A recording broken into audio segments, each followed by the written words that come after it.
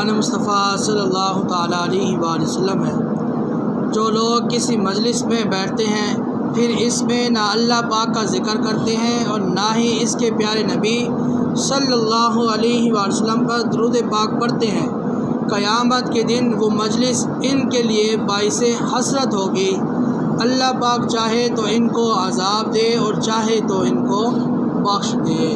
یعنی جو بھی محفل ہو، کسی مجلس میں بیٹھے ہیں، اس میں اللہ اور اس کے رسول کا ذکر ضرور کریں، کہ قیامت کے دن اس سے بڑا افسوس کوئی نہیں ہوگا کہ ہم نے اللہ اور رسول کی بات نہیں کی۔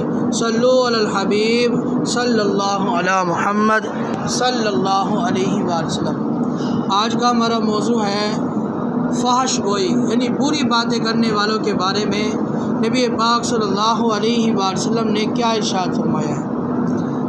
نبی کریم صلی اللہ علیہ وآلہ وسلم کے دیوان فحش گوئی یعنی بے حیائی بھری باتیں کرنے والا انسان بے باک یعنی بے ادب بے خوف ہوتا ہے، اور اس کی سب سے بڑی معرومی یہ ہے کہ اللہ پاک اور اس کے پیارے حبیب صلی اللہ علیہ وآلہ وسلم ایسے شخص کو پسند نہیں کرتے، اور فحش گو کا ٹھکانہ یعنی بری باتیں کرنے والے کا ٹھکانہ جہنم ہے۔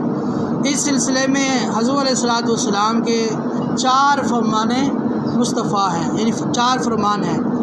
فحش گوئی یعنی بے حیائی بڑی باتیں کرنے والا بد اخلاق کی ایک جو ہے وہ شاخ ہے، بد اخلاقی کی کیا ہے؟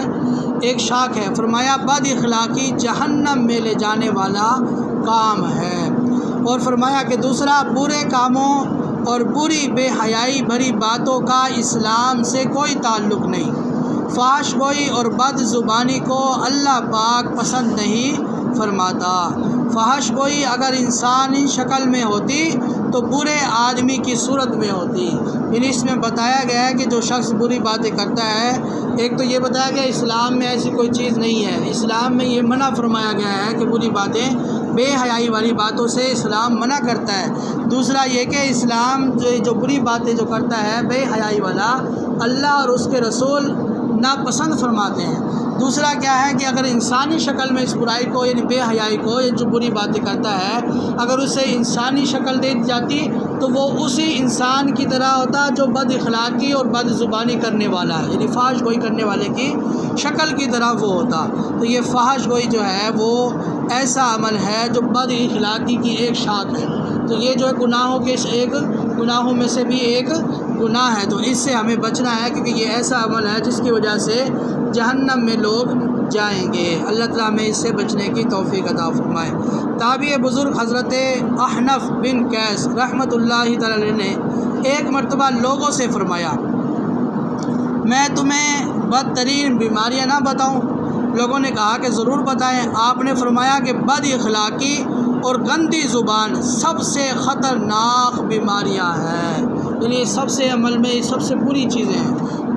نبی کریم صلی اللہ علیہ وآلہ وسلم کے دیوانوں حضرت ابراہیم بن مسیرہ رحمۃ اللہ علیہ فرماتے ہیں، کہا جاتا ہے کہ فحش کلامی یعنی بے حیائی کی باتیں کرنے والا قیامت کے دن کتے کی شکل میں آئے گا۔ یہ برائی یعنی کہ ایسی بد اخلاقی کرنے والا، زبان دراز، جو ایسے الفاظ نکالتا ہے جو کہ اچھے نہیں ہوتے، برے الفاظ کے ساتھ گفتگو کرنے والے کو کس طرح اتایا جائے گا؟ قیامت کے دن کتے کی شکل میں ہوگا۔